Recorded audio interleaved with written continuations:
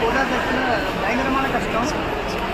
முதல்ல வந்து பார்த்திங்க அப்படின்னா ஜோதிலிங்கம் இருக்குன்றத இது வரைக்கும் எங்கே யாரும் சொல்லி நான் கேள்விப்பட்டதில்லை. ஒருவேளை இதுக்கு மேலே மாதத்தை காற்று வச்சாலும் சொன்னால் தான் உண்டு. அது வரைக்கும் ஜோதிலாம் நிறைய பேர் இருக்காங்க, பரிகாரம் இங்கே அங்கே போகணும்னு சொல்கிறாங்க தவிர ஒருத்தர் கூட இது வரைக்கும் ஜோதிலிங்கத்துக்கு போகணும் அப்படின்னு சொன்னதே கிடையாது. அதிகபட்சம் என்ன சொல்கிறாங்க, காசிக்கோ ராமேஸ்வரமோ புத்தூர் போவோ அதோடு முடிச்சவங்க தவிர இந்த ஜோதிலிங்கத்துக்கு போனால் கர்மா பதிவுன்றதை முதல்ல வந்து உண்மையாக யாருமே ரகசியத்தை மறைச்சு வைப்பாங்க. ரகசியத்தை வந்து முதல்ல உடச்சி வந்து பார்த்திங்கன்னா நம்ம அமிர்தத்துக்கு ஐயா தான். முதல்ல அவனுக்கு நிறைய சொல்லிக்கிறேன் இந்த வாய்ப்பு கொடுத்ததுக்கு.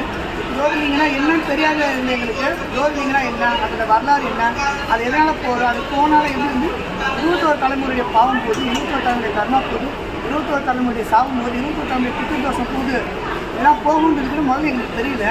அப்படி ஏதோ சொன்னாங்க அப்படின்னு சொல்லி நாங்கள் வந்தோம். முதல்ல ஆரம்பத்தில் வர்றது பார்த்திங்கன்னா எங்கிட்ட கொஞ்சம் கூட காசு இல்லை, கடை வாங்கி தான் வருது, எங்கிட்ட வட்டி வாங்கி தான் வருது, ஆனாலும் வர முடியல. ஆனால் வந்துட்டு போன உடனே வந்து பார்த்திங்கன்னா அந்த கடன் அடைக்கிறதுக்கு போனால் உடனே ரெடி ஆகுது. அது எப்படி என்ன மாயம் நாச்சுன்னு தெரியல. மாஸ்டர் கூட வந்ததுனால எங்களுக்கு என்னாச்சு அப்படின்னு கேட்டிங்கன்னா முதல்ல வந்து திரிவேணி சங்கமத்துக்கு நாங்கள் போனோம்.